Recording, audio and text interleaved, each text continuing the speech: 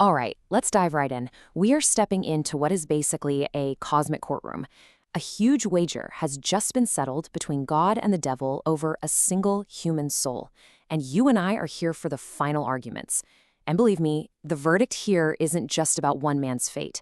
It's about the very meaning of what it is to be human. And bam! Just like that, we are thrown right into the middle of the action. Mephistopheles himself struts into heaven's court, just dripping with confidence. He's holding the evidence he thinks proves his victory, this tattered, blood-stained book, and oh man, is he ready to gloat.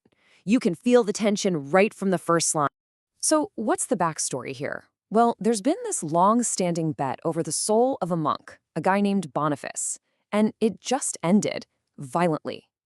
Now, from the devil's point of view, this is a total slam dunk, an open and shut case. He's shown up at the pearly gates to present his proof and, collect his winnings.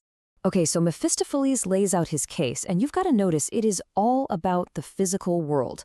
Look at his evidence. The guy is dead, now but dust. His life's work, this book, smashed to bits. His will was crushed by force. For the devil, if you can see it and touch it, that's reality. The story is over because the man is physically gone. Case closed. Right? This line just perfectly captures his whole cynical worldview.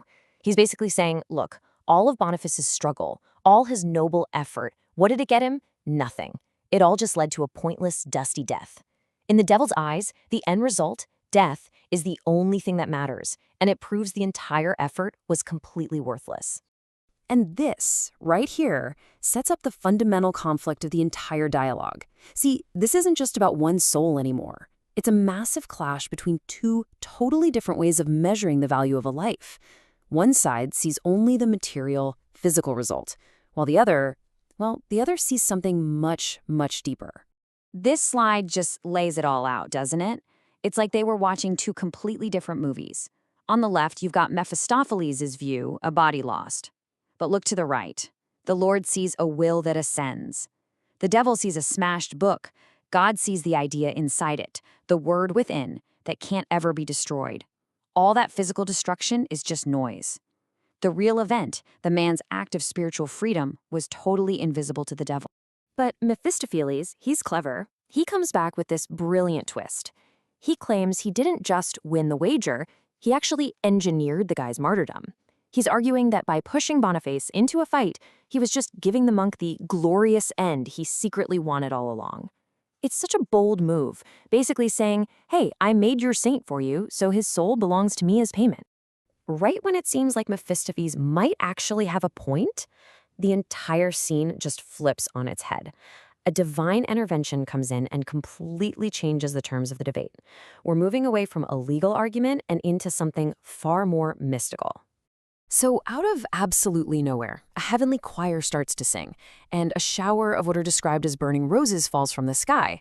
Now, this is way more than just a simple distraction. It's a full-on spiritual attack that the devil is powerless against. And in that moment of chaos while he's reeling, the very soul he was just arguing over gets whisked away by angels. And then, the Lord points out the fatal flaw in the devil's thinking. He tells him, you saw the hammer, the physical tool, but you completely missed the will that chose to swing it. You saw the martyr's body, but you were completely blind to his spirit taking flight. He only sees the what, never the why. And this right here gets to the absolute heart of the matter. The real victory wasn't in dying for a cause, or even in achieving some kind of peaceful outcome. No, the victory was in the choice itself. The choice to struggle, the decision to fight against doing nothing, to choose the hard path over the easy one. That single act of will, that was everything. And this reveals the core principle, the fundamental rule of the game that the devil just can't seem to get his head around.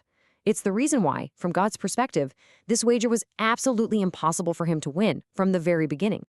So what does striving actually mean here? It's so much more than just trying hard. It's that deep, core human drive to fight against just letting things be. It's the will to build meaning out of chaos and to find your purpose not in the final win, but in the struggle itself. And get this, according to this dialogue, this drive isn't just a choice or a personality trait. It's a fundamental law of being human. The whole point of life isn't to find a comfortable spot and just settle down. It's to always be in the process of climbing, of reaching for something higher, no matter what. And here it is. In this moment of pure, unfiltered rage, Mephistopheles finally gets it. He finally understands why he lost. He offered humanity simple joy, a life of ease, and they just threw it right back in his face, choosing struggle and conflict instead. He can't see the human will as something divine. To him, it's just this infuriating, unpredictable toy that refuses to play by his rules. So the Lord's final explanation really just breaks it down into 3 simple points that show why the devil can never win this kind of wager. First, humans are basically wired to reject simple, easy contentment. Second, we have this built-in need to strive, to climb. And third, and this is the real kicker, we have this incredible ability to build our life's purpose directly from our struggles, turning our own ruin into a brand new foundation. The verdict is in. The case is officially closed. As the gates of heaven shut, Mephistopheles is left all alone, completely defeated. And the thing is, he wasn't beaten by some clever trick or a legal loophole. He was beaten by the fundamental, unchangeable nature of the human soul itself. And this leaves us with a really challenging final question to chew on. This entire story celebrates the idea that constant struggle is the highest virtue. So if that's true, what does that mean for us, for you and me? Is our desire for peace, for comfort, for a little bit of rest, a noble goal? Or is it just a temptation we're supposed to be fighting against? Something to think about.